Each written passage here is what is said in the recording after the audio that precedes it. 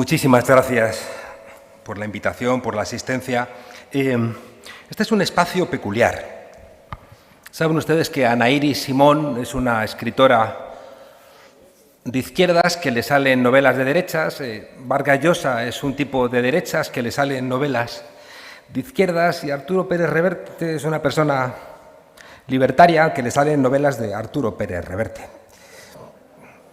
Unos las leen de una manera, otros las leen de otra, pero permite estos espacios donde, bueno, gente que pensamos de manera diferente podemos escucharnos y siempre de una manera respetuosa, en un momento tan chillón y tan gritón de nuestra política. Bueno, pues escucharnos nos hace reencontrar algo que decimos siempre los profesores, y es que, por lo general, los que disienten de nosotros tienen una parte de verdad, y escucharla es bueno, pues uno de los elementos que nos han hecho humanos, porque nos hace humanos el lenguaje. Y el lenguaje pasa por hacernos comprender los unos a los otros. Me ha gustado en las respuestas mucho el profesor Muñoz Machado, porque ha tenido que reconocer que en algunas cosas ha tenido que recurrir a un cierto cinismo irónico, porque él, como persona inteligente, sabe que la última afirmación que resume lo que ha dicho, ¿no?, es su apuesta por la monarquía en España, solamente la puede sostener un académico serio como es él, con un cierto cinismo irónico. Porque si no es complicado, ¿no?, asumirlo. Se le ha escapado en un momento de la charla una expresión que es conecta con el ser, que creo que va al corazón de esta pregunta, porque la república y la monarquía no la podemos entender desde el derecho administrativo. Va mucho más allá. Conecta con cosas escondidas en los tuétanos de la propia historia y que a veces están, por supuesto, en las leyes, pero está un poquito más allá de las leyes. España ha sido siempre un Estado compuesto, y ahí es donde de repente estallan muchas veces las costuras de nuestra convivencia. Hay elementos confederales ahora mismo en España y la gente no lo entiende. Yo mismo he tardado también en entenderlo, porque cuando alguien plantea elementos confederales decimos, no, por encima de mi cadáver. Hay elementos confederales ahora mismo y no pasa nada. Por ejemplo, ustedes aquí en Sevilla no quieren una policía sevillana. En cambio, en Euskadi sí que hay la Ertzaintza, o en el País Vasco están los Mossos d'Esquadra, y no pasa nada. El que tengan ese elemento diferencial no implica que los demás también queramos ese espacio diferencial, sino que es un reconocimiento de que hay un devenir histórico que lleva a que ellos sí quieran eso y otros no lo queramos. Y ese elemento confederal no se convierte en una amenaza a nuestra propia existencia, ¿no? Creo que en España hay algo que ha planteado también el profesor, que no es del todo cierto, en la medida en que, si bien es verdad que tenemos elementos, creo que excesivamente confederales en nuestro país, en cuanto a elementos diferenciales entre las diferentes comunidades autónomas, no es verdad que seamos un país federal, porque eso no se mide desde elementos del derecho administrativo, profesor, se mide desde elementos simbólicos. Y resulta que yo recuerdo cuando yo estudié en Alemania, la capital estaba en Bonn. El Bundesverfassungsgericht, el Tribunal Constitucional, estaba en Karlsruhe. La City financiera estaba en Frankfurt. La capital cultural estaba en Berlín. En cambio aquí no, aquí está todo en Madrid. Y cuando de repente se pretende llevar algo a Cataluña, los papeles de Salamanca, se monta un gran escándalo. Y desde Madrid Esperanza Aguirre dice que prefiere que una empresa eléctrica sea italiana antes de que sea catalana. Y por tanto hay un elemento simbólico de una dificultad profunda para llevar hasta la escuela judicial a Barcelona. Tenemos una profunda dificultad de repartir las competencias y por tanto por eso no podemos ser un país federal. Porque en el ADN de la derecha de este país, como veremos ahora mismo, hay un elemento profundamente centralista. España, en esa idea de conectar con el ser, nos parecemos mucho a Rusia, curiosamente. Un país siempre interrogándose a sí mismo sobre su ser, quién es, quién no es, con un papel muy fuerte de la religión. Y no es extraño que hasta ahora que han cometido la barbaridad de invadir Ucrania, Quien se llevaba bien con Putin era la derecha española, y más en concreto la extrema derecha española. Quien se llevaba bien con Putin, porque conectaba con esos valores nacionales, excluyentes, con esa idea religiosa, con ese orden natural de las cosas, con esa virilidad tan propia de la extrema derecha, quien conectaba con todo eso de Putin era Abascal, era Vox. Y una parte también, hay muchas declaraciones de Aznar en esa dirección, porque es verdad que el devenir nacional de Rusia y el devenir nacional de España tienen elementos similares. Bien, la monarquía no se puede pensar nunca desde el limbo, no podemos preguntarnos monarquía, república, al margen de dónde, porque hay monarquías sensatas y hay repúblicas insensatas. Y por tanto lo que tenemos que hacer es bajarlo, ¿no?, a los espacios concretos. Aunque hay un elemento teórico de fondo que no podemos evitarlo, ¿no?, y es que siempre hay una tensión en sociedades de clase entre las élites privilegiadas y los derechos de las mayorías. Y esa tensión nunca desaparece. Y cuando las mayorías se despistan, pues las oligarquías suelen regresar y vuelven a convertir las democracias en dictaduras, aunque tengan elecciones, y a las dinastías reales las convierten en estercoleros monoculturales. Tenemos que tener mucho cuidado en nuestro país con la idea del ser. Porque incluso un tipo como Sánchez Dragó, en su Gárgoles et Avidis, cometió errores buscando esas esencias de España que decía Ortega y Gasset que estaban en los visigodos. Luego le corregía Sánchez Albornoz, o después Américo Castro, que parecía el más sensato de todos, decía que éramos un crisol de culturas y la esencia de lo español estaba en ese encuentro de lo cristiano, de lo judío y lo de árabe. Cuando son tonterías, no hay esencias en ningún lado. Eso es hacer magia. Decía alguien inteligente como Menéndez Pidal en 1949. Decía que alguien de la corte de Don Pelayo tenía la misma idiosincrasia que alguien de Chamberí de mediados del siglo XX. Ya digo, esas simplezas nos llevan a pensar en esencias y nos llevan muchas veces a desentendernos, porque cuando discutimos sobre esencias es muy complicado, porque las esencias no se pueden, diría Popper, falsar, no se pueden demostrar. Y por tanto estamos discutiendo sobre elementos mágicos, que es la gran discusión que tienen también las religiones. En España lo que es indudable en términos prácticos es que la monarquía ha sido el cemento de las oligarquías. Y por eso tradicionalmente al lado de la monarquía ha estado siempre el dinero, comprando, ha estado la jerarquía de la Iglesia bendiciendo, ha estado el ejército golpeando. Decía el profesor Muñoz Machado que gente insensata de alguna manera proclamaba repúblicas de los balcones. Qué bueno que se proclamen repúblicas de los balcones y no se proclamen monarquías fusilando, que ha sido la constante histórica de nuestro país. Entonces el ejército, ya digo, golpeando, la universidad legitimando y los medios de comunicación a menudo aplaudiendo y ocultando. En términos teóricos, la democracia occidental nace y avanza frente al poder de la monarquía. El último tramo de esa tensión es una república y el penúltimo tramo suele ser algún tipo de monarquía parlamentaria o democrática. La historia constitucional de nuestro país, de nuestra querida España, es tormentoso. Decía Ramón Carán de aquella frase brillante: España, en dos palabras, demasiados retrocesos.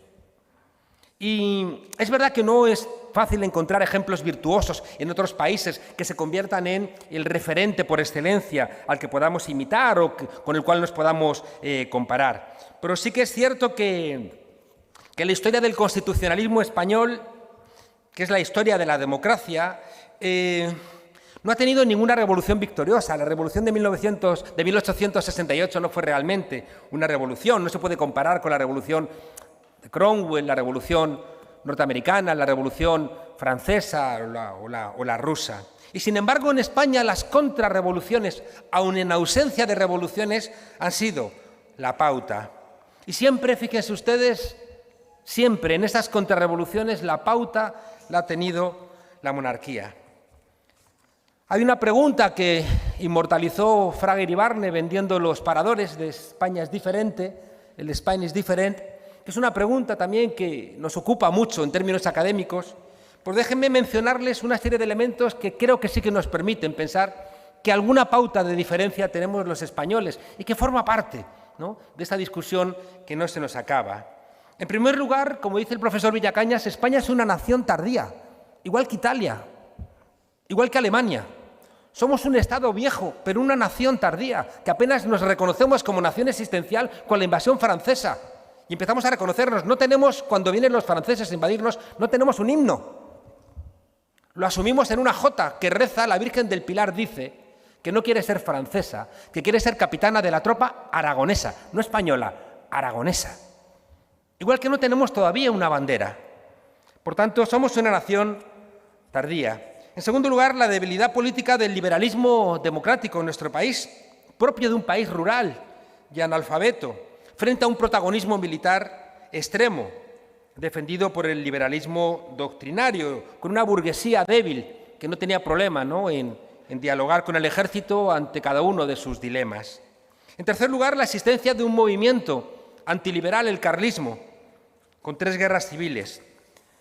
La conciencia débil del conjunto de los españoles, propio, como decía, de un país que es plurinacional. Los reyes católicos construyeron imperio y los imperios dejan sueltos a los terrenos, a los territorios.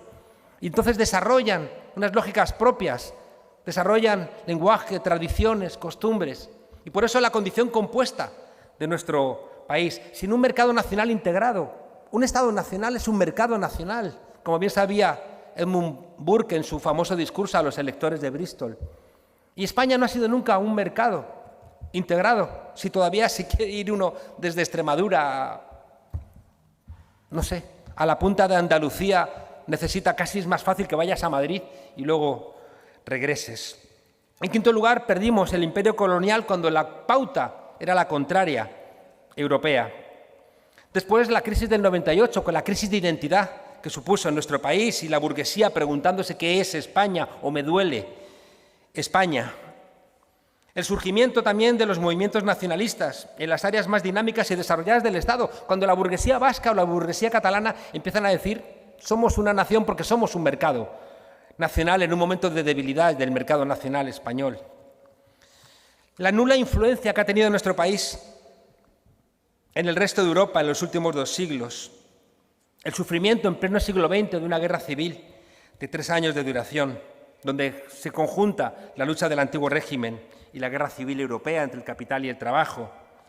La tardía incorporación de España a la democracia en el último tercio del siglo XX. Y, por último, la condición rentista de nuestro capitalismo, que es fruto, pues, de los sucesivos retrasos económicos y de esa orientación autoritaria y rentista de nuestro capitalismo.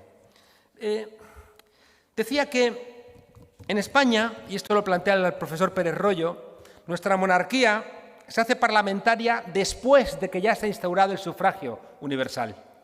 Y esto es un problema, porque la nación se convierte en algo constitutivamente monárquico. Es decir, la tradición constitucional española siempre ha estado marcada por un hecho predemocrático y nos va a acompañar hasta ahora, hasta la actualidad de nuestra Constitución. Por eso, fíjense ustedes, en esta condición donde la nación es monárquica, constitutivamente monárquica, por eso el movimiento franquista es un alzamiento nacional.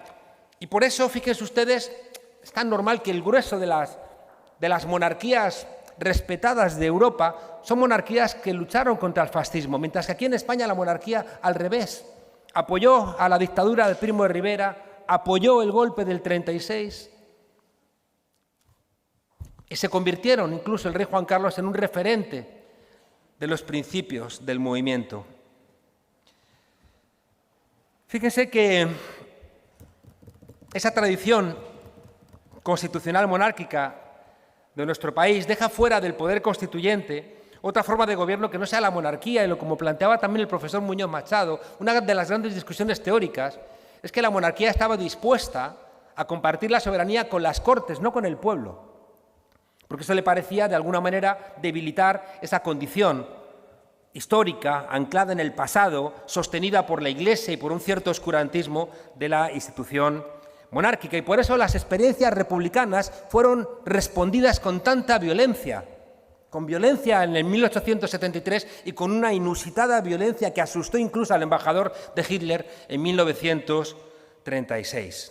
A todo esto que les he planteado, tenemos que incorporar también el comportamiento concreto de los Borbones en España. Decía Talleyrand, el canciller eterno de Francia, un tipo bastante peculiar, ¿no?, que estuvo con la Revolución, con la ejecución de Luis XVI, contra Napoleón, con el Directorio, un tipo bastante guabinoso, como dicen en el Caribe. Él decía, es costumbre monárquica el robar, pero los Borbones exageran.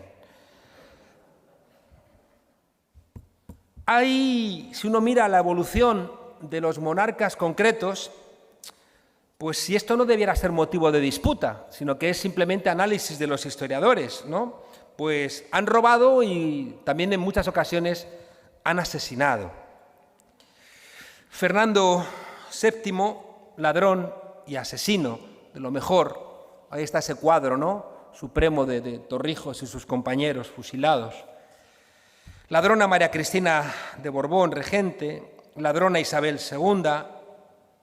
Me ha llamado la atención, fíjense ustedes, cómo yo creo que meternos con Isabel II porque era casquivana no deja de ser un reducto de nuestro machismo que compartía la monarquía y compartían también los republicanos. ¿Qué pasa? ¿Que no eran casquivanos Fernando VII, Alfonso XII, Alfonso XIII, no digamos el emérito? En cambio, parece que nos fijamos en la condición licenciosa en lo sexual de Isabel II porque es mujer, ¿no?, cuando yo creo que seguramente es lo más humano, como ella después le contaría, ¿no?, en una entrevista con Pío Baroja. Decía que ladrona María Cristina de Borbón, regente, ladrona Isabel II, heredero de un golpe militar Alfonso XII, ladrona María Cristina de Habsburgo, regente, golpe de Primo de Rivera, ladrona Alfonso XIII, con robos en Marruecos. Marruecos siempre ha tenido una relación concreta de latrocinio, de entrega con la monarquía española. Padrino Alfonso XIII de Franco, golpe de Mola y Sanjurjo. Ladrón Franco y sus gobiernos, y también asesino. Ladrón, tristemente, Juan Carlos I.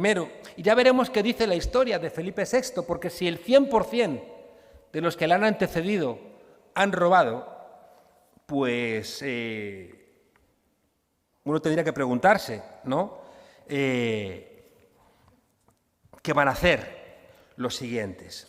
Si uno mira, no quiero dedicar mucho tiempo al repaso histórico, ¿no?, desde el Estatuto de Bayona,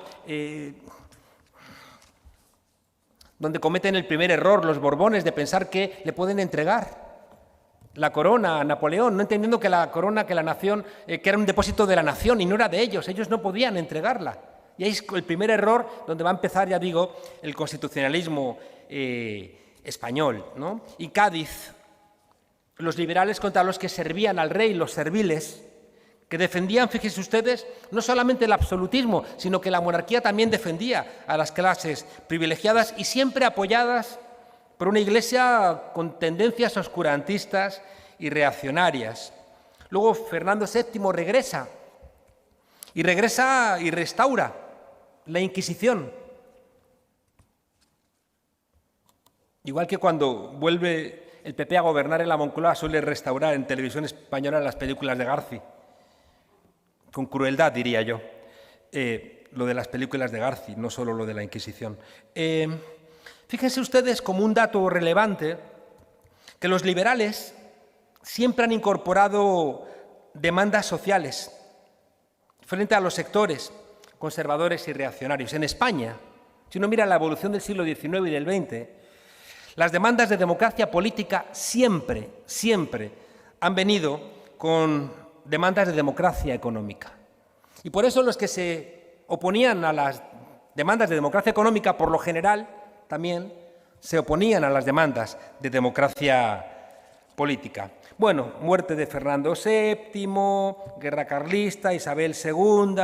Hay una cosa, fíjense ustedes, importante en España, que es en 1833, cuando se establece el sistema de provincias, que es un sistema que se sustenta desde la nada. Y que en España ahora mismo las provincias es el único elemento no democrático de nuestro país. Elegimos a los alcaldes, elegimos las comunidades autónomas, elegimos el Gobierno de España, pero las provincias, salvo los sitios donde hay diputaciones provinciales, es un elemento central en la organización territorial de nuestro país, pero no lo elegimos. Algo hay ahí raro, y es precisamente que las provincias se inventan precisamente para controlar un país que es compuesto, un país que es plurinacional, y anclarlo respecto del centro. Es muy interesante, fíjense ustedes, la Constitución de 1845 con Narváez y nuestro conservador reaccionario más popular, que es Donoso Cortés, en el cual se basó tanto Carl Schmitt. Y fíjense ustedes que en ese momento Donoso Cortés es un enemigo del modelo liberal, hablan en contra del liberalismo constantemente y van a plantear ahí una idea que hoy está plenamente vigente. Fíjense ustedes que van a discutir en ese momento en la Constitución de 1845 qué es ser español, y mientras que el liberalismo está diciendo ser español es tener derechos, la derecha conservadora y reaccionaria está diciendo no, ser español es tener y formar parte de la identidad española. Y por un lado gente reclamando derechos y por otro otros entregando simplemente la bandera sobre la cual uno tenía que, ya digo, vibrar con esa historia común y con esa cultura común, identidad en vez de derechos, ¿no? Bueno, no quiero hacer un repaso exhaustivo de toda la evolución, pero déjenme llegar a 1876, a la restauración canovista. Somos un país, insiste también el profesor Pérez Royo, el único país de Europa que restaura monarquías. Y la restauración canovista no es la primera, ni sería la última, pero sí que creo que es muy relevante porque establece las bases de la discusión que tenemos aquí entre monarquía y república, porque la restauración es una respuesta a la Primera República y a un susto profundo que se llevan las élites en este país con la expulsión, por robar, de Isabel II después de la Revolución Gloriosa de 1868.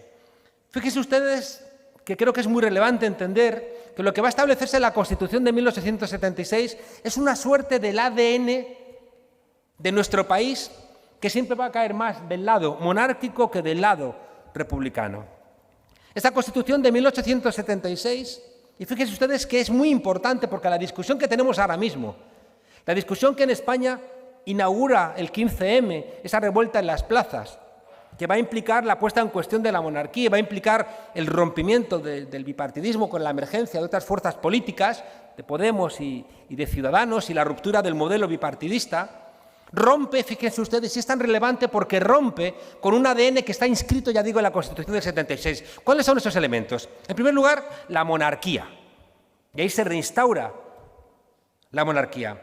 Una monarquía, fíjense ustedes, que se establece en la Constitución, que tiene el poder sobre las Fuerzas Armadas, algo que está en nuestra Constitución en el artículo 8, y que ha sido la fuerza real de una monarquía que controlaba el ejército.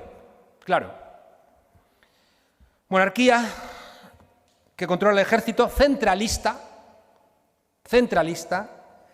bipartidista, con la idea del turnismo, católica, por supuesto, y con un capitalismo clientelar. Fíjese que lo republicano, respecto de la Constitución de 1876, en este marco de república y monarquía, lo republicano es todo lo contrario a esto. Por eso la república no se puede entender solamente como un cambio en la jefatura del Estado. La república en España significa mucho más, porque si las élites se articulaban monárquicamente, la alternativa era republicana. Pero si las élites articuladas en torno al rey eran militaristas, había una tensión muy fuerte pacifista. Si ellos estaban a favor del bipartidismo, había una tensión democrática mucho más plural. Si ellos eran centralistas, la alternativa se iba construyendo como federal. Si ellos eran católicos, la alternativa era laica. Si ellos eran partidarios de un capitalismo clientelar, la alternativa era socialista, comunista o anarquista. Por eso decía que esas proclamaciones del alternativo se hacen desde balcones, claro, no se hacen fusilando. Y fíjense ustedes que en esta construcción de Cánovas del Castillo, simbólica, es la que explica por qué la infanta Leonor va a depositar una ofrenda a don Pelayo. Son mitos que no tienen ningún sustento y que están anclados ahí precisamente en esa restauración que hace Cánovas. ¿Pero qué tiene que ver don Pelayo con Recaredo? ¿Qué tiene que ver?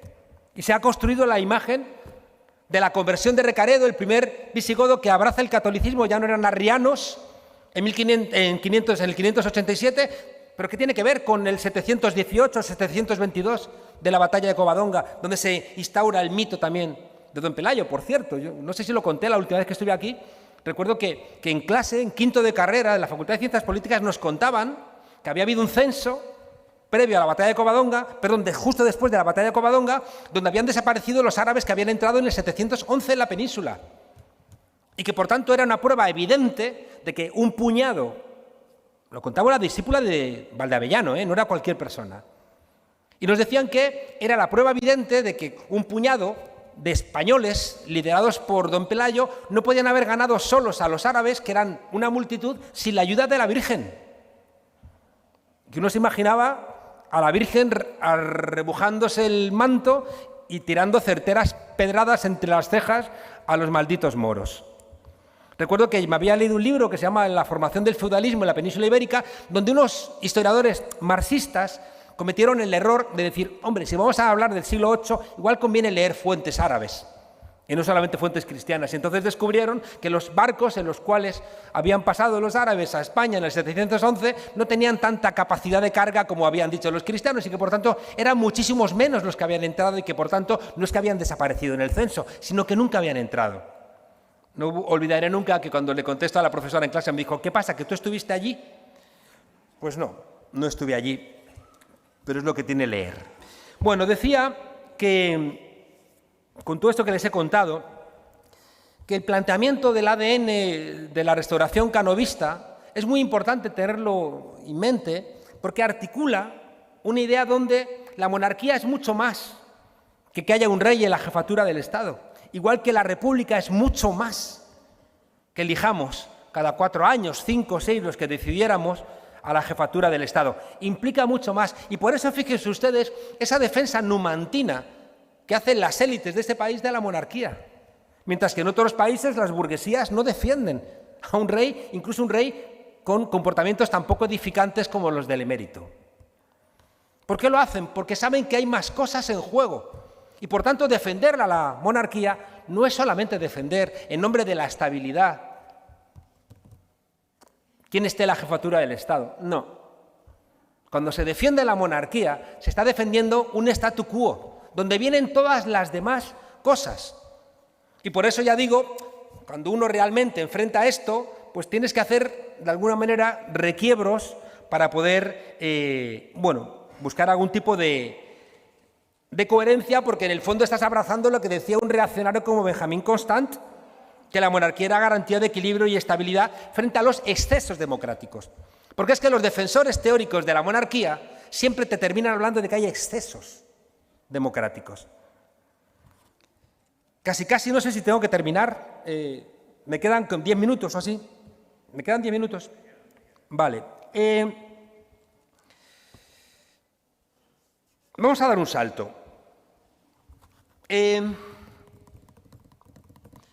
En el salto, por no hacer todo el viaje histórico del comportamiento de los monarcas, fíjense ustedes, cuando se proclama aquí la Segunda República, los monárquicos españoles, eso lo ha estudiado el profesor Ángel Viñas, los monárquicos españoles son los que se van a hablar con los fascistas italianos de Mussolini a que les presten armas para dar el golpe de Estado del 36.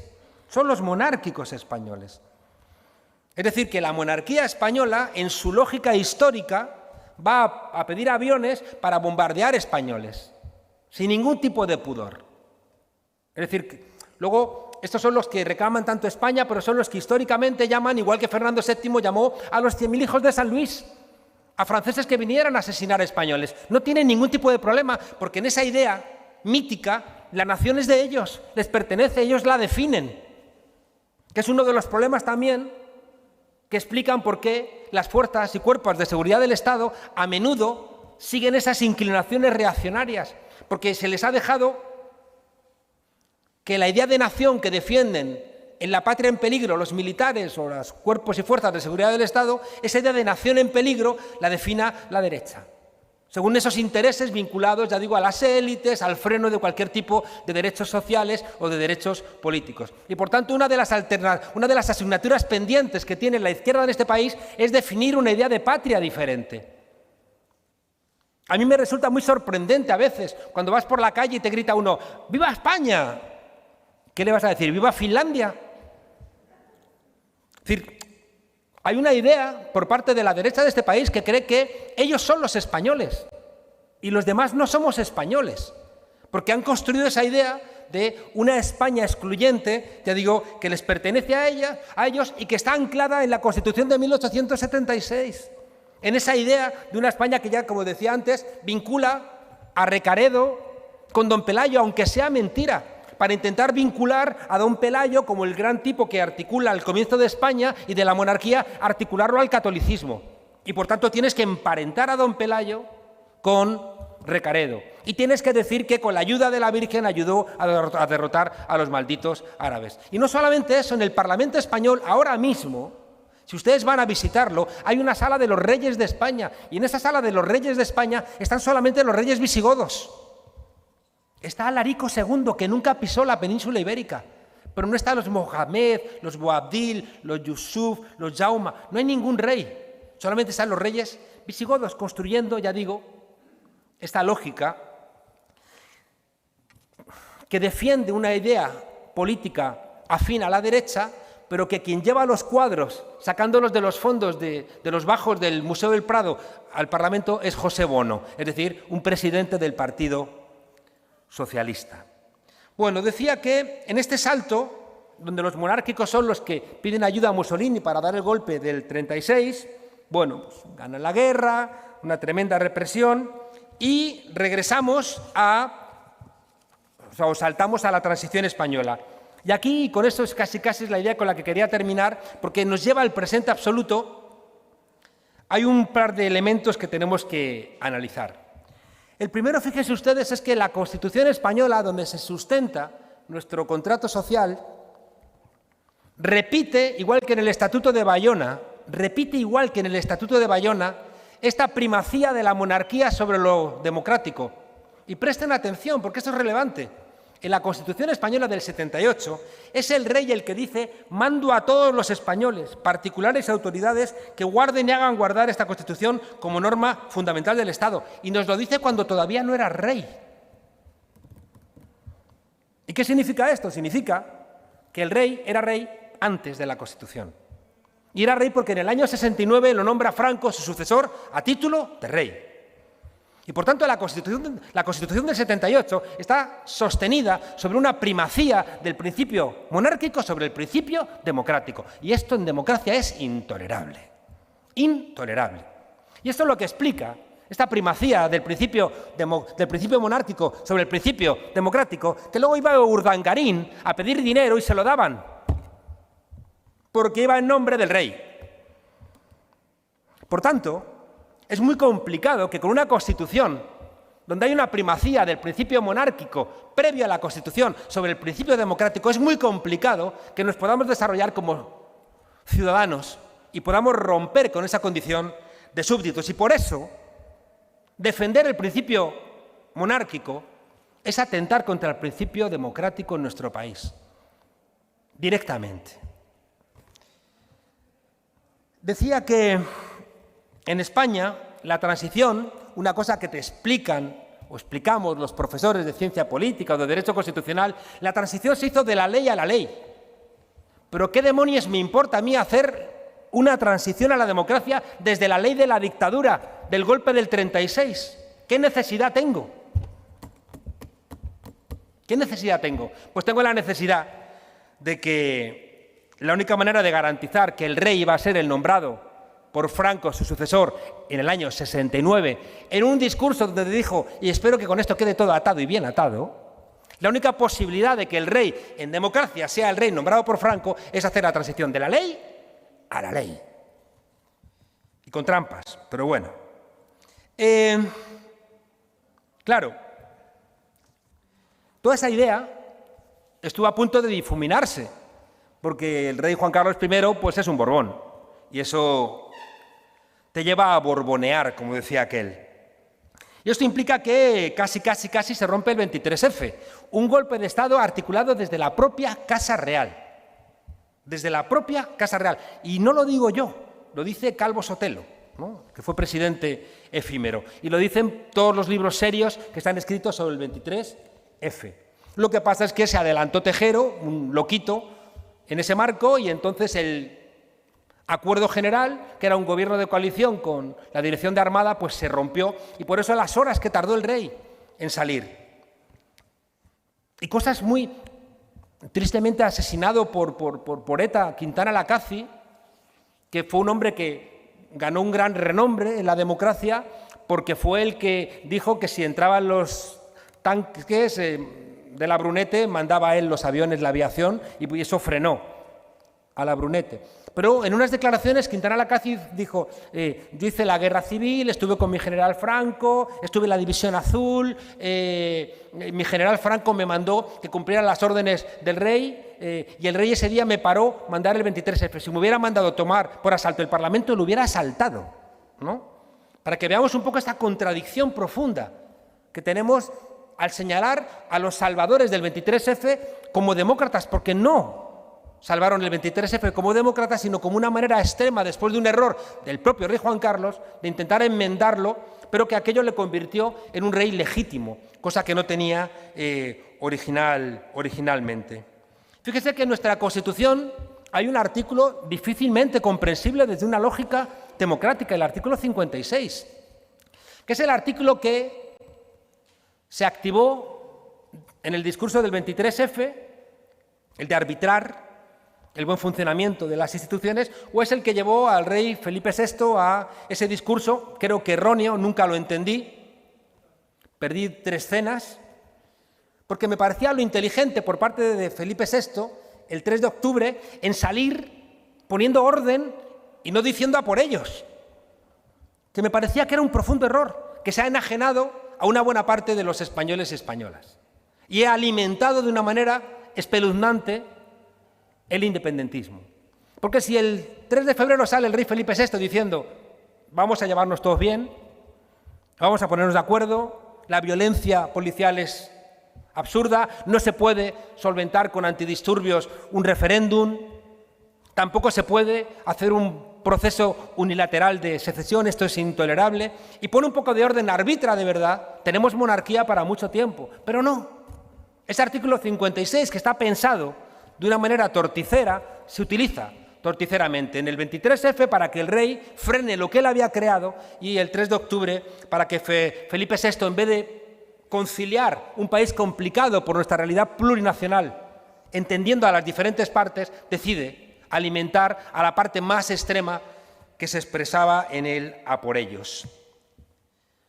Si quieren ustedes ahondar más en este déficit profundamente antidemocrático de nuestra Constitución, añadan 3 elementos. Uno es el sistema electoral, heredado de la Ley para la Reforma Política, con una desviación calculada para fomentar el voto rural, que era un voto conservador, y con un Senado radicalmente ajeno al principio una mujer, un hombre, un voto, donde zonas sin población tienen de entrada los mismos senadores que las zonas urbanas, que eran más progresistas. ¿Quién explica, señoras y señores, quién explica que las primeras elecciones sean generales en el 77 y las primeras elecciones municipales sean en el 79? Pues le explica simplemente una trampa, porque se hizo la lectura de que las elecciones municipales iban a dar el voto a los ayuntamientos democráticos y que, por tanto, como en el 77 todavía no estaba la Constitución, si se hubiera debatido la Constitución con alcaldes en Madrid, en Barcelona, en Valencia, en Bilbao, de izquierdas, hubieran presionado por una Constitución un poquito más avanzada. Y por eso se hace la trampa. Y las primeras elecciones son municipales en el 79, porque en España, si uno mira toda la evolución entre república y monarquía durante todo el siglo XIX, hay una tensión siempre desde las zonas municipales. En España han sido los municipios elementos centrales del desarrollo democrático. Y por eso las provincias, y por eso también la regente quiso cargarse la elección directa de los alcaldes. Bueno, el sistema electoral, la protección penal a la corona, que es otra cosa intolerable en una democracia y que nos llena de bochorno hoy mismo, cuando tienen que ser los tribunales ingleses los que digan, mire, aquí este señor no es inviolable. En España sí puede hacer lo que quiera, en España puede delinquir, y los españoles somos tan súbditos que un señor que delinque no le podemos juzgar, porque él mismo lo escribió en esa Constitución. ¿Y alguien me quiere decir que esa Constitución es un ejemplo de virtuosismo democrático? ¿Alguien me puede decir que tenemos que defender a la monarquía en España? ¿Alguien me puede decir, y lo planteaba el profesor Muñoz Machado, no hay democracia si no se reforman las constituciones? Nunca hemos reformado las constituciones en España, nunca. Porque las élites han entendido las constituciones como elementos de fijación de su poder. Igual que, y esto hay que decirlo con toda contundencia, las elecciones del 77 fueron un fraude. Pero no porque se hiciera pucherazo, sino porque el rey pudo elegir a 41 senadores reales, al margen de los principios de la soberanía popular. Pero ¿cómo es eso que hay unas elecciones y el rey nombra, una vez que han tenido lugar las elecciones, a senadores reales? ¿Para qué? Para que hubiera un control en el Senado del desarrollo constitucional. O sea, con todos estos mimbres podridos, es muy complicado que nos salga una democracia decente. Termino, entonces, porque hay que terminar. Me salto muchas hojas. Bueno, miren, para mí la discusión entre monarquía y república, como les decía, no es una discusión de quién está en la jefatura del Estado, porque hay repúblicas indecentes y hay monarquías decentes. Yo creo que lo que hay de fondo, como les contaba, es un marco general de comprensión. Y yo creo que mi país todavía tiene muchas deudas democráticas pendientes. Y lo digo con dolor. Y tengo un problema porque una parte de mi país, que vota a la derecha y a la extrema derecha, sin serlo y muchas veces creo que sin pensarlo, ofrece una idea de España no basada en los derechos, sino basada en la identidad, basada en los mitos de representación de la nación, una nación imperial, excluyente, poblada de banderas, que se refugia en el retrovisor, que se refugia en mirar a la idea de Castilla y que necesita antiespañoles para poder existir. Tenemos una derecha en España que necesita odiar a los que señala como la anti-España para poder encontrar un espacio político. Lo dijo Margallo, el ministro de Asuntos Exteriores, desde que ETA no mata hemos perdido el referente político, porque ETA ayudaba a articular esta idea que, como les digo, en cuanto uno araña un poquito, se convierte en algo profundamente inconsistente. Fíjense que acabamos de saber que Iván Espinosa de los Monteros recuperó una empresa quebrada para hacer la obra de su casa, ya me callo, hacer la obra de su casa y no pagarla, de luego de quebrar otra vez la empresa. Y el Tribunal Supremo la ha condenado. Hemos escuchado mucho de esto, muy poquito. En cambio, hemos escuchado durante 2 años que Pablo Iglesias y Irene Montero se compraron un chalet con su dinero y su trabajo. Como una señal, fíjense ustedes, de un país que descompensa cuestiones. Yo quiero que la derecha de mi país se enfade con sus líderes cuando son corruptos. Yo quiero que la derecha de mi país no necesite decir que los que defendemos la República somos peores españoles que ellos. Yo quiero una derecha que quiera unos medios de comunicación que no le mientan para que les refuerce lo que piensan, sino que les dé información veraz. Yo quiero una derecha que no sostenga a las cloacas de los Villarejos o ese tipo de policías patrióticas. Yo quiero una derecha que no sostenga al rector de la universidad, Rey Juan Carlos, cuando plagia y los propios profesores no le echan por plagiar. ¿Pero qué le vamos a decir a nuestros alumnos si los rectores plagian y no se convierte en un problema? Bueno, termino de verdad planteando que en España la derecha, articulándose con la monarquía, ha defendido los privilegios sobre la base de lo que les planteaba antes de Cánovas del Castillo: bipartidismo, centralismo, apoyo del ejército a la monarquía, catolicismo, un capitalismo clientelar donde los empresarios le regalaban yates al jefe del Estado. Yo creo que lo único decente fue llamar al yate bribón, que era como dar un poquito de orientación de qué estaba pasando. La conclusión, fíjense ustedes, es que creo que el pensamiento monárquico es contrario al principio democrático. Creo que un rey no puede representar a los españoles porque no te puede representar a quien no le votas. Y yo no quiero una España con reyes corruptos, con militares golpistas, con empresarios ligados a tramas negras, con obispos reaccionarios, con banqueros conspiradores, con empresarios desalmados, con periodistas corrompidos, con maltratadores profesionales, con gritones, con jueces de parte, con jueces en instituciones caducadas, como ocurre en el Consejo General del Poder Judicial, que no aceptan al final y al cabo las reglas del juego cuando pierdan. Seguramente soy de la estirpe de los judíos y conversos, de los moros y moriscos, de los gitanos, de los masones, de los aguadores, de las bordadoras de banderas, de los jornaleros, de los rojos, de los republicanos, de los anarquistas, comunistas, socialistas, de las rosas pisoteadas, de los vientos del pueblo aventados y de los demás enemigos de España que, sin embargo, creo que somos los que hemos hecho prosperar a nuestro país. Muchas gracias.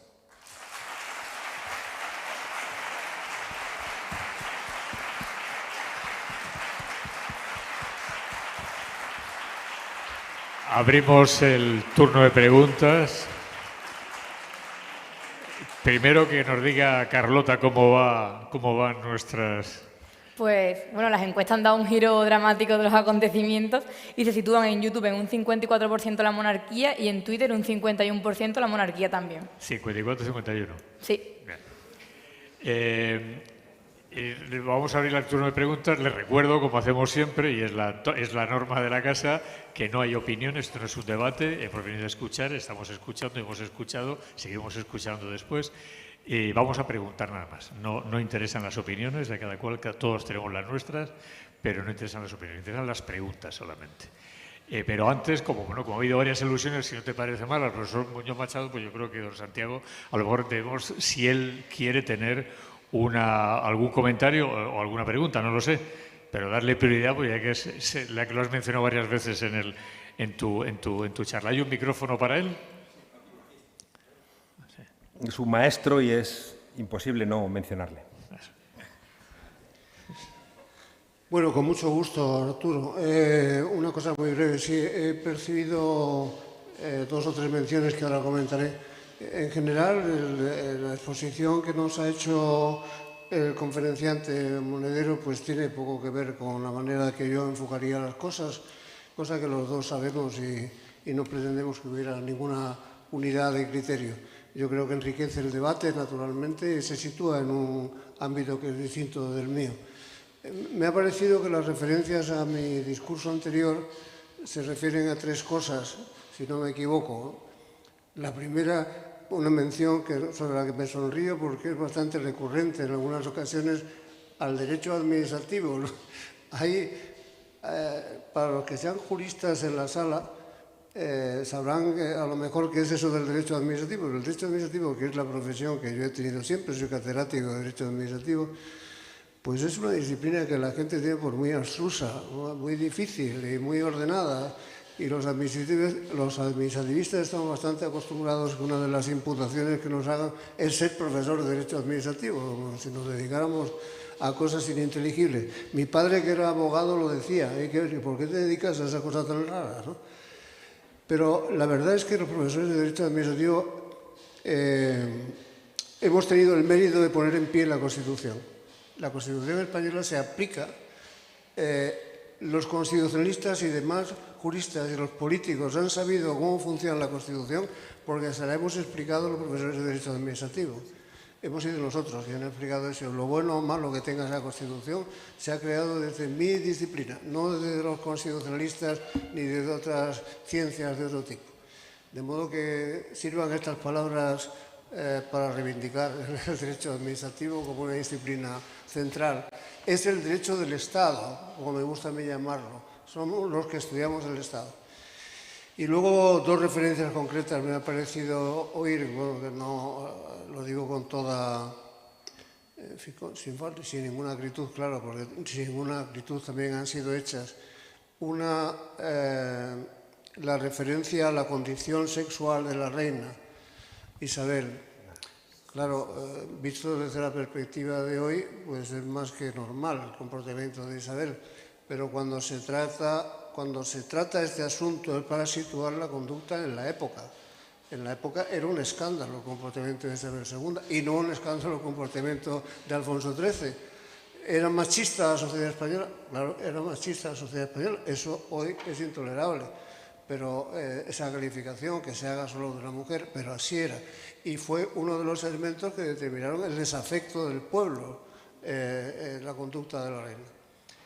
Y la segunda mención, con la bien falta de acritud, creo que ha sido respecto de que las repúblicas se declaran en los balcones. Yo no he establecido ningún criterio comparativo en mi exposición respecto de dónde se declaran las repúblicas y qué hace la monarquía.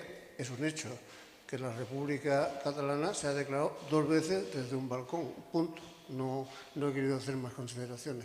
Por lo demás, muy bien y muchas gracias. Muchas gracias, profesor. Bien. Pasamos, si les parece bien, a las preguntas. Insisto, preguntas, como siempre. ¿Por dónde empezamos? Pues a ver, micro. Aquí, ¿ya alguno ya? Por adelante, adelante entonces. Hola, buenas, me llamo María Jesús y mi pregunta para Monedero sería que si ve a la sociedad actual lo suficientemente madura democráticamente para afrontar el cambio de la monarquía parlamentaria que tenemos ahora a una república, ya no solo en el cambio de que elegiríamos nosotros nuestro jefe de Estado, sino con todos los cambios sociales que usted ha planteado que debería traer. Gracias. Pues no. Yo creo que ahora mismo la sociedad española no tiene como prioridad la superación de la monarquía. La monarquía, como han dicho siempre muchas veces muchos autores, tiene como principal enemigo a la monarquía, ¿no? Y que son los monarcas. O sea, el que más ha hecho por la superación de la monarquía, el rey emérito. Por eso ahora hay toda esta construcción de atacar mucho al rey emérito como una forma de salvar a Felipe VI, ¿no? Y te encuentras con que prominentes monárquicos en todos los ámbitos de la política, del periodismo, intelectuales, atacan, critican al rey Juan Carlos, pero al mismo tiempo buscan, con ese ataque desmesurado a veces, incluso a veces parece cruel, salvar a Felipe VI. No está en la agenda. Y por tanto, yo creo que es muy complicado que uno fuerce debates que no están en el seno de la sociedad. Yo creo que los demócratas tenemos que seguir insistiendo en que superar a la monarquía en España es de salud democrática, con todo lo que implica, y hay que ir colocando las ideas y hay que ir aprovechando todas las contradicciones que expresa la monarquía en nuestro país para que la gente en algún momento entienda de una manera mayoritaria que un proceso constituyente que supere la monarquía será un momento adecuado para superar también todos los déficits que tiene nuestra democracia. Es decir, yo nunca establecería una discusión entre monarquía y república, sino que creo que es una discusión entre democracia y una suerte de autoritarismo heredado. Cuando la gente, cuando la mayoría de nuestros conciudadanos y conciudadanas entiendan que tiene que ponerse en marcha un proceso constituyente que solvente una buena parte de los elementos que he dicho, entenderá, ¿no?, que ese proceso constituyente, que será una escuela de ciudadanía por el propio proceso constituyente, donde, como también decía el profesor Muñoz Machado, cada generación debiera hacer suyo el contrato social discutiendo la Constitución, pueda entender que con la discusión monarquía o república o con la discusión democracia-autoritarismo estamos jugándonos muchas más cosas. Es decir, yo entiendo que la gente se indigne porque explica cosas, porque las infantas se vacunaron antes que cualquiera de nosotros, ¿no? Y eso la gente lo entiende. Pero lo que tenemos que hacer es explicar que se vacunaron antes que nosotros porque son borbones.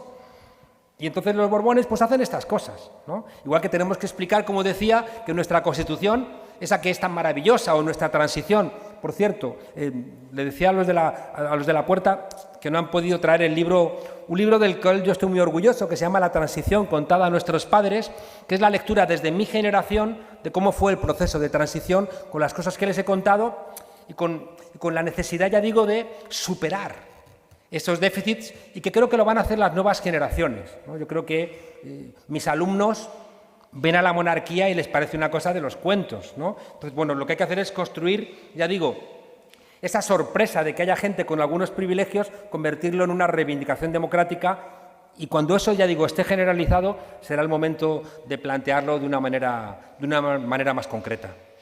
Profesor, cuanto más condensemos las respuestas, más preguntas cabrán, así que le damos más agilidad a la cuestión. Carlota, ¿cómo va afuera? ¿Alguna pregunta exterior, Sí, por favor? Tenemos una pregunta de redes que es ¿hasta qué punto una tercera república no se apoyaría en el revisionismo del pasado y cómo solucionaría usted ese problema? ¿Se apoyaría en él? En el revisionismo del pasado y cómo solucionaría usted ese problema. Yo creo que tenemos que darle mucha importancia a los historiadores. Yo creo que a mí me da mucho dolor cuando hay debates sociales y no habla la universidad y manda a callar. Claro, tenemos un problema ahora mismo en España y es que tenemos unos cuantos tertulianos, casi todos de OK Diario, que nos dictan la pauta como expertos en el COVID-19, en la guerra en Ucrania, en el volcán de La Palma o en cualesquiera otros menesteres.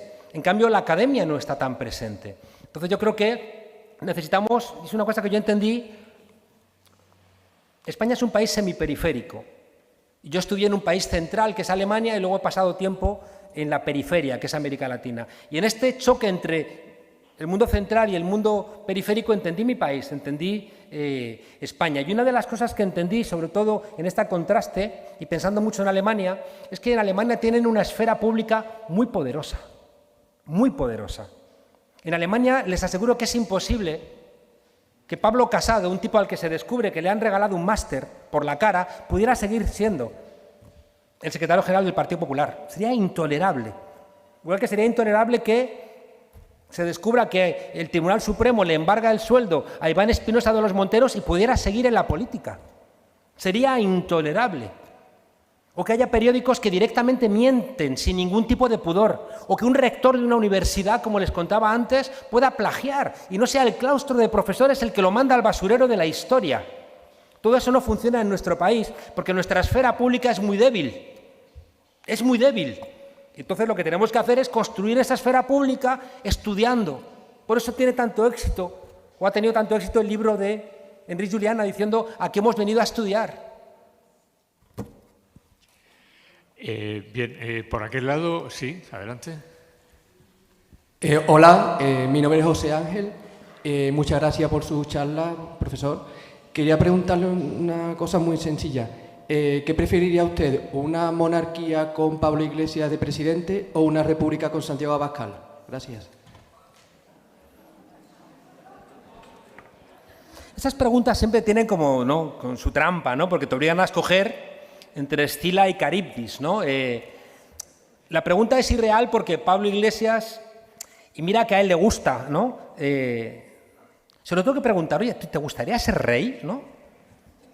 Porque igual, cuando uno hace política, uno tiene ambición, ¿no? O sea, todos los políticos son gente con ambición. Por eso yo no valgo para la política, yo siempre estoy como medio de los márgenes porque me falta esa ambición, ¿no? Pablo querría ser un presidente de la República. Pablo no querría ser un rey, ¿no? Antes hemos planteado que el pobre Amadeo de Saboya es que le matan a Prim. Entonces el hombre se queda absolutamente descolocado y dice, me traen aquí estos locos y ¿quién me apoya, no? No, Pablo sería un buen presidente de la República y creo que Abascal, hiciera lo que hiciera, creo que lo haría mal. Porque es un hombre, primero, que no ha estudiado nunca, es un hombre que no ha trabajado nunca y es un hombre lleno de estereotipos como extremos. Es un hombre que si le quitas el odio se queda sin política. Y yo creo que expresa lo peor de la política de mi país porque, ya digo, si para hacer política necesitas construir una membrana de odio donde los que no están dentro de esa membrana son exterminables y el gobierno es ilegítimo y te dicen esta gente como Abascal que el gobierno actual es el peor gobierno, incluidos los gobiernos de Franco, dices, algo no funciona, ¿no? Algo no funciona y esa derecha, igual que la derecha de Bolsonaro o otro tipo de derechas que son amables con las dictaduras y por tanto con los asesinatos, a mí me producen susto. Carlota, ¿una pregunta exterior? Tenemos más preguntas y en relación a la red clientelar de la monarquía española, preguntan, ¿no es similar a lo que hace el actual gobierno de España con los sindicatos, por ejemplo? Tendría que preguntarle a qué se refiere, porque los sindicatos no reciben ningún tipo de dinero en B, que yo sepa. Los sindicatos están recogidos, igual que los partidos políticos, como instituciones en la propia Constitución, esenciales para el funcionamiento democrático y y los fondos que reciben son fondos siempre legales, ¿no? Hubo en algún momento, ¿no? Sobre todo recuerdo con la UGT en algún momento, hubo algún tipo de escándalo vinculado a la corrupción y fue zanjado de raíz, porque es que un sindicato no puede tener ese tipo de comportamientos, ¿no? Una patronal sí podría. De hecho, la patronal nunca se ha personado contra los casos de corrupción, que es algo que yo nunca he entendido. O sea, si hay algo que perjudica a los empresarios honestos, son los empresarios corruptos. La Gürtel, la Púnica, todos esos empresarios que por la cercanía del poder consiguen contratos. Tendría que ser la propia patronal la que fuera contra los empresarios corruptos, y no ocurre. Y no ocurre. Y al final quienes pagan son las pequeñas y medianas empresas, ¿no? Lo estamos viendo ahora en las manifestaciones del campo de los camioneros. Una cosa, ¿no?, son los que tienen flotas de camiones, los empresarios del camino, otra cosa son los camioneros, que hay 250.000 en España y no sienten, ¿no?, que nadie les esté representando. Por tanto, la pregunta creo que no es de recibo. Bueno, ajuste por favor las preguntas al tema que nos ocupa, porque es lo que realmente importa. Bien, ahí, por ese lado, adelante. Hola, buenas tardes. Mire, yo también he vivido en Alemania. En Alemania, por ejemplo, partidos políticos que traten de separar un Bundesländer del resto de la República Federal son declarados por la Bundesverfassung, por la Constitución alemana, de entrada ilegales. No se pueden presentar a unas elecciones generales. Bien, ¿y la pregunta? Y la pregunta es, tampoco en Alemania se pueden copiar tesis doctorales como la que Pedro Sánchez copió. Los sindicatos hoy, esta mañana, tienen que poner parte de sus sedes en hipotecas porque se demostraron que fueron corruptos y por lo tanto tienen que poner una fianza para devolver el dinero. Ese tipo de cuestiones, ¿qué opina usted, caballero? Bueno, pues simplemente decirle que sindicatos malos, gobierno malo, nacionalista es malo. Gracias. ¿Ya está? Vale. Por ese lado, Karina. Buenos días. Karina Saiborgo, del diario ABC. ¿Qué tal? Me gustaría, tengo una sensación que quiero preguntarle, es cuando hace un balance de la transición, tiene un principio, un pozo de agravio. Es decir, hace una enmienda a la totalidad, tanto del tema monarquía, pero no reconoce que dentro de la fórmula que se diseña para que España funcione como una democracia, ha habido también 40 años de progreso. Y me gustaría saber si soy yo que estoy malinterpretando o usted hace una interpretación poco generosa con el progreso que se alcanza durante estos últimos 40 años. Gracias. Yo no hago nunca una enmienda a la totalidad a la transición, nunca. Eso es construir un hombre de paja para intentar debilitar mis argumentos, pretendiendo que considero que todo lo que ha hecho este país durante 4 décadas no tiene valor, y no es cierto, ¿no? Yo creo que la transición, y lo explico en un libro entero, que le invito a leerlo, si el ABC, que a veces es muy tacaño con sus periodistas, no se lo compra, yo le mando un ejemplar. Creo que lo que intento contar en ese libro es que se hizo lo que se pudo. La transición tuvo lugar entre el golpe de Estado contra Salvador Allende, apoyado por la CIA en el 73, y la invasión de Afganistán en el 79. Es decir, es un suceso en mitad de la Guerra Fría y se hace lo que se puede. Y lo resumió muy bien Vázquez Montalbán hablando que se explicaba no tanto por la correlación de fuerzas como por la correlación de debilidades, ¿no? Y que, por tanto, lo que explicamos en ese libro es que no fue tan maravilloso, ¿no? Y que al final tuvimos es que no lo he contado antes, pero creo que eran de los 16 miembros del Tribunal de Orden Público, es decir, la gente que encarcelaba a los demócratas, todos pasan a la Audiencia Nacional o al Tribunal Supremo. Entonces, dicen, los jueces del franquismo son los jueces de la democracia. Los policías del franquismo son los policías de la democracia. No explicamos Villarejo sin Conesa, sin la Brigada Político y Social. No lo explicamos. No explicamos esa deriva corrupta que a veces tienen algunos sectores de la policía sin esa ausencia realmente de una transición. No explicamos la debilidad de la Universidad Española si no entendemos que los catedráticos de la dictadura fueron los catedráticos de la transición. Entonces, lo que quiero trasladar simplemente es que quizá en esa correlación de fuerzas podíamos haber ido un poquito más lejos. Las cosas que he dicho antes, podríamos haber tenido un sistema electoral más decente, porque el sistema electoral español es indecente. indecente. Y por tanto, si tenemos un sistema electoral indecente, la democracia no es muy decente. Eso no quita en absoluto que España haya prosperado. Estaría bueno. Todos los países prosperan, claro. O sea, todos los países, cuando pasan los años, aumenta en circunstancias normales, aumenta su Producto Interior Bruto. Y lo que hacemos es solventar, con el fin de la dictadura, esa anomalía histórica europea de un país que estaba relegado, pues igual que prospera también Portugal, o igual que prosperan otros países del sur, ¿no? Por tanto, no hay una crítica a lo que hemos prosperado durante estas 4 décadas, que es indudable, ¿no? Sino entender por qué España sigue siendo diferente, con los elementos que he señalado antes al comienzo de la charla, y que creo que no es necesario que sigamos siendo diferentes. Es decir, que a mí me gustaría que algunos comportamientos de mi país mejoren. Es decir, que lo que busco es un intento de perfeccionamiento democrático, y creo que la monarquía actúa como la válvula que impide las transformaciones, puesto que en el entorno de la monarquía se están articulando con el rey emérito, es muy claro, y ahora Felipe VI se la va a jugar si sigue permitiendo que los que digan todo el día «viva el rey» sean los de Vox.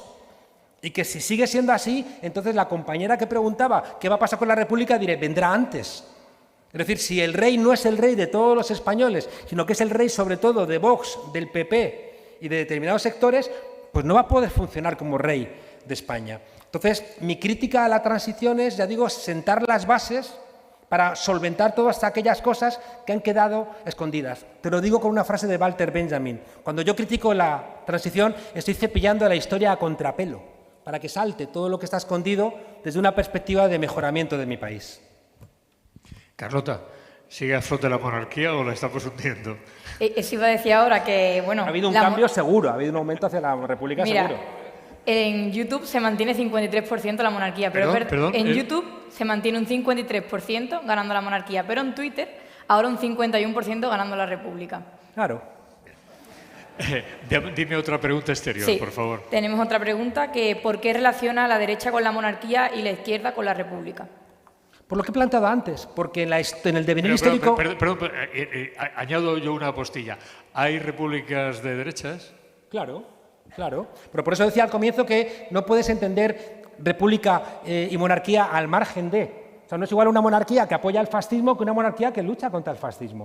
O sea, la monarquía en Noruega, que le hacen hasta series, es porque realmente el rey Haakon estuvo firme contra los nazis, no como aquí, que Alfonso XIII apoyó el golpe y Juan de Borbón quiso participar del ejército franquista. Es que no es lo mismo, ¿no? Y por tanto, tienes que analizar en cada país. En España, como he intentado contar, las élites se articulan en torno a una monarquía que es oscurantista, que es tradicionalista, que es retrógrada, que siempre frena los derechos. Es decir, en España siempre que se han opuesto a los avances sociales, sea la jornada de 8 horas, sea el voto, siempre ha estado la monarquía detrás. Es decir, Cánovas del Castillo, que está hasta prácticamente finales del siglo XX en contra del sufragio universal, bueno, pues es el tipo monárquico por excelencia. Y por tanto, esa alianza en España entre las élites económicas, entre las oligarquías y los caciques, que denunciaba Joaquín Costa, o la iglesia más retrógrada y la monarquía, es lo que explica que es un pack conjunto donde el papel de la monarquía es hacer de cemento. Y por eso superar la monarquía implica que vas a debilitar ese capitalismo clientelar, esa iglesia. Si es que no les gusta el Papa Francisco, que les parece bolchevique. Entonces es como un poco fuerte, ¿no? Ya digo, y superar, ¿no? La monarquía en España implicaría superar ese refuerzo que lo intuyen bien, por ejemplo, la extrema derecha, cuando está todo el día gritando ¡viva el rey! ¡Viva el rey! Bueno, pues está diciendo, ¿qué está diciendo? Está diciendo viva una casa real en la jefatura del Estado porque genera estabilidad y permite una mayor cohesión de las diferentes partes del Estado. No, está diciendo viva los privilegios, viva nuestra lectura de la nación, viva el odio a los que no piensan como nosotros, viva un modelo de familia autoritario, viva una sujeción sindical, o sea, viva un modelo de país. Sergio Vila San Juan, director de Cultura de La Vanguardia, que por cierto, un buen amigo nuestro hace muchos años y que esta tarde estará aquí en una interesante conversación. Pero bueno, va a preguntarle ahora. Simplemente una cosa, gracias Arturo. En su interesante intervención ha mencionado 3 veces el tema de la guerra civil y la intervención de la monarquía, citando a Viñas.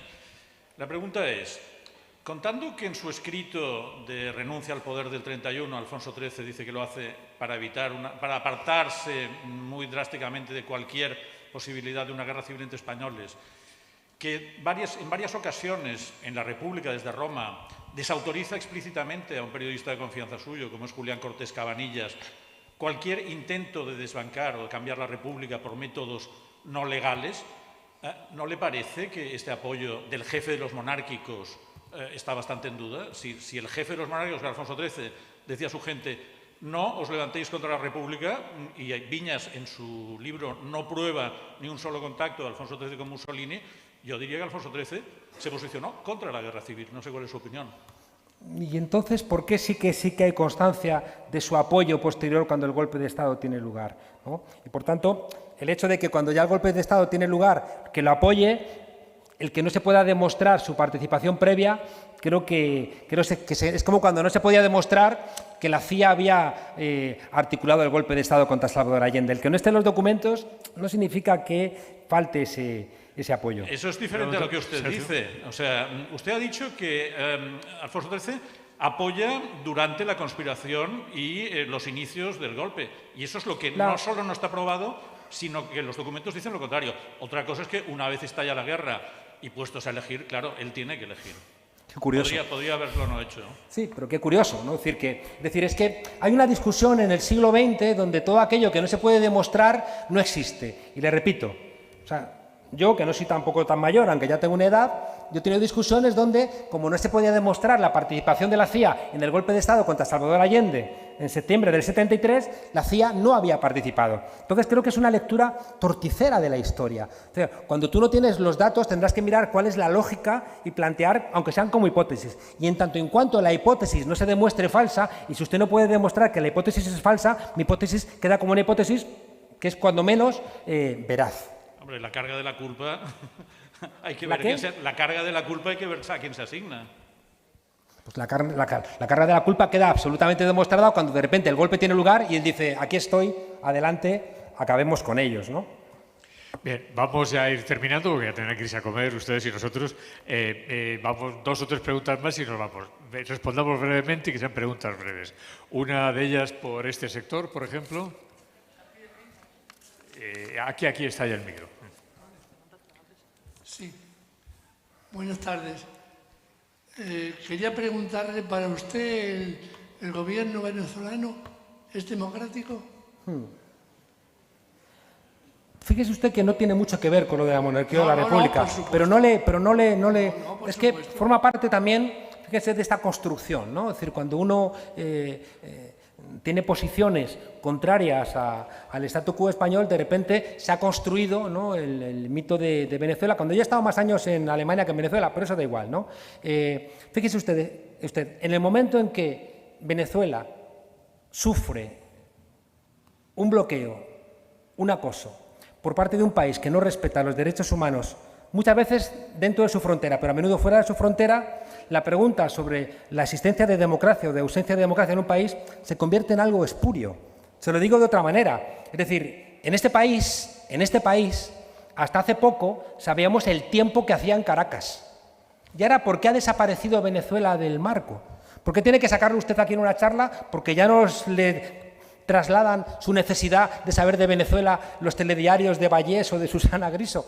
¿Por qué ahora ha desaparecido Venezuela? Porque el mismo tipo que obligó a mi país, que supuestamente es soberano, a reconocer a un tipo que se autoproclamó en una plaza presidente encargado de Venezuela, Guaidó, ahora mismo ese país que nos forzó a nosotros a ponernos de rodillas y a apoyar una barbaridad, ahora resulta que va sin pedirnos permiso y sin consultárnoslo, va a Venezuela a reunirse con Maduro porque por culpa de la maldita guerra de Ucrania tienen problemas con el petróleo. Y de repente ahora ya Maduro pone la bandera de Estados Unidos al lado de la bandera de Venezuela. Por tanto, le contestaría que para este país, Venezuela, antes de ayer era una dictadura y hoy, que Estados Unidos lo ha vuelto a reconocer, es una democracia a la altura de las mejores democracias del mundo. Bueno, volvamos a la monarquía para terminar. Vamos a terminar ya. Una pregunta más por este sector, por favor. Buenos días, bueno, ya buenas tardes. Quería preguntarle qué significa ser patriota en España. Ser patriota. Patriota en España, ¿cuál es su diferencia con serlo en otros países y si usted se considera patriota? Muchas gracias. Tenemos un problema en España por todo lo que he contado, no por aquello que decía Johnson de que la patria es el refugio de los canallas, porque la patria es muy fácil, ¿no? ¿Cuál es uno de los problemas que tenemos con la extrema derecha? Que le está diciendo a la gente, tú eres de aquí, y al decirle tú eres de aquí, ya ahórrate todo lo demás. Si he sacado lo de la Constitución de 1845 de Narváez, es porque creo que esa discusión era espectacular. Eran los liberales, ¿no?, a los que no habían todavía fusilado los monárquicos, ¿no?, diciendo vamos a establecer que ser español es ser sujeto de derechos, mientras que los sectores articulados en torno al liberalismo doctrinario y a la propia monarquía están diciendo no, ser español es sentir la identidad española, ¿no? Y por tanto, en España el problema es que nos han matado en nombre de la patria a los demócratas, nos han fusilado, nos han exiliado, nos han torturado, nos han encarcelado. ¿Por qué en este país tenemos la dificultad que tenemos con la bandera? Porque es un problema terrible. Tenemos un problema terrible y es que hemos visto que la extrema derecha ha hecho de la bandera un símbolo propio. ¿Somos capaces de quitarle a la extrema derecha la bandera para que no la identifique? Lo hemos intentado, pero es que es muy complicado. Es muy complicado porque... Juan Carlos, discúlpame, sí. Me gustaría hacerte, si me permites, una pequeña incursión en el argumento. En mi opinión, y voy a dar mi opinión por primera vez, aquí la extrema derecha se olvidó de la bandera española porque la izquierda renunció a ella durante mucho tiempo. No es verdad, Arturo, no es verdad. Mirad, hay una discusión cuando muere Franco y se empieza a articular la transición, hay una discusión que hacemos con la bandera y por eso lo que se hace es cambiar el escudo, ¿no? Se quita el escudo franquista y se intenta construir con el escudo de la monarquía una bandera que signifique otra cosa, ¿no? Y, bueno, todos ustedes recuerdan la famosa rueda de prensa de Santiago Carrillo con la bandera española. Es decir, que ha habido un intento. Lo que pasa es que también durante todos estos años la apropiación que ha hecho la derecha, pero también por cuestiones consuetudinarias. Si en una manifestación de pensionistas en todos estos 40 años, pues nunca han llevado los pensionistas la bandera, si en cualquier protesta feminista, si en cualquier protesta laboral, si en cualquier protesta del tipo que sea, que son las que ensanchan los derechos, la gente no ha llevado la bandera, al final pues no hemos ido llevando la bandera. Y en cambio hemos visto tweets que manda Vox diciendo no faltéis sin la bandera, llevad la bandera. Entonces, hay una manera de decir yo soy de este sector. Cuando alguien de repente ahora va con la bandera, está mandando un mensaje, no soy español como tú, está mandando otro tipo de mensaje. Y eso es un problema que creo que tenemos que enfrentar en algún momento, porque para mí es un problema que no tengamos ni himno ni bandera. Para mí es un problema, no tenemos letra en el himno y una cosa que yo veo en otros países que es un elemento de orgullo, cantar su himno, aquí hacen chun, chun, chun, chun, chun, chun, es decir, porque no tenemos ni letra en el himno, ¿no? Y luego ya digo, la bandera ha habido una apropiación que tenemos que reinventárnoslo y eso es una asignatura pendiente. En otros lugares la patria es otra cosa. En otros lugares la izquierda hace la patria. Chávez se apropió de la bandera venezolana. Petro en Colombia va con la bandera de Colombia. En Argentina nadie duda de la bandera. En México nadie duda de la bandera. Y aquí tenemos un problema por todo esto que aquí se intenta dilucidar. Es decir, vamos a tener que buscar algún tipo, ¿no?, de explicación, ¿no? Pero todavía no la tenemos. Vamos ya a la última. Podrán seguir preguntando esta tarde, escuchando y mañana. Tenemos todavía 10 y medio por delante. Lamento que el tiempo se nos ha quedado a todos. Pero vamos a terminar con que Carlota nos diga primero cómo va la encuesta. Pues bueno, para terminar ya esta mañana, la encuesta está a 54% en YouTube La Monarquía y un 51% en Twitter La República. Pero bueno, no olviden que esta tarde pueden seguir votando también. Bien, y una pregunta breve para terminar, para dar una oportunidad a los oyentes exteriores. Sí, ¿una república en España será una república plural o singular? Haciendo referencia a una república española o república según la autodeterminación de sus pueblos. Y terminamos con eso, Juan Carlos. Pues la última pregunta es complicada. Pues no te prolongues, no te extiendas mucho. Miren, yo creo que la superación de todo esto pasa por un proceso constituyente. Yo cuando fundamos Podemos, yo era secretario de proceso constituyente, de programa y de proceso constituyente, porque entendía que los procesos constituyentes son escuelas de ciudadanía. Yo creo que este país tiene que discutir este tipo de cuestiones. El que diga en nuestra Constitución, diga textualmente, la corona de España es hereditaria en los sucesores de su majestad don Juan Carlos I de Borbón, legítimo heredero de la dinastía histórica. Creo que es una vergüenza que diga eso en la Constitución de mi país. Creo que un tipo al cual la Fiscalía y la agencia tributaria ha señalado como un delincuente no puede ser el que inaugure una legitimidad histórica. No puede ser que Felipe VI, sabiendo que su padre había hecho chanchullos, en vez de ir a la Fiscalía, vaya un notario a renunciar a la herencia. Porque eso es hacer trampas. Porque si realmente quieres renunciar a la herencia, tendrás que renunciar a la principal herencia, y es que eres rey porque eres hijo de Juan Carlos I. Y si Juan Carlos I se ha convertido en un tipo que no merece estar escrito su nombre, el único nombre propio en la Constitución, pues eso hay que cambiarlo. Y eso solamente lo podemos hacer a través de un proceso constituyente. Y en el proceso constituyente, y esto el año que viene lo discutimos si me invitas otra vez, claro, tendremos que solventar las 3 heridas que tiene nuestro país, aprovechando el 80 aniversario de Miguel Hernández. España tiene una herida colonial que nos hace portarnos de una manera, creo que, paternalista con América Latina o con Marruecos y subyugada con Europa. Esa herida colonial la tenemos que solventar. Tenemos una herida territorial de un país compuesto y plural que no termina de encontrarse, y tenemos una herida social, que cuando se desarrollan los estados sociales en Europa, aquí tenemos una dictadura, que es una dictadura de clase. Y por tanto, para solventar esas 3 heridas, la colonial, la territorial y la social, que están ancladas en todo lo que ha implicado que significa la monarquía, tenemos que construir un nuevo contrato social, donde todos los españoles y las españolas estemos de acuerdo, no tirándonos los trastos a la cabeza, sino dialogando, intentando ver la parte de verdad, como decía antes, que tiene el otro, sin hacernos trampas, abriendo una gran conversación. Decía mi maestro, Jesús Ibáñez, que la antesala de todo cambio social es una gran conversación. La antesala de la Revolución Francesa, de la rusa, de cualquier cambio, de la propia transición española, eran grandes conversaciones. Y por tanto, yo creo que nuestra tarea es abrir esa gran conversación. Y por eso le doy las gracias a Arturo Pérez Reverte por abrir esta conversación donde podemos estar empezando a escucharnos. Así que muchas gracias. Gracias, profesor. Gracias.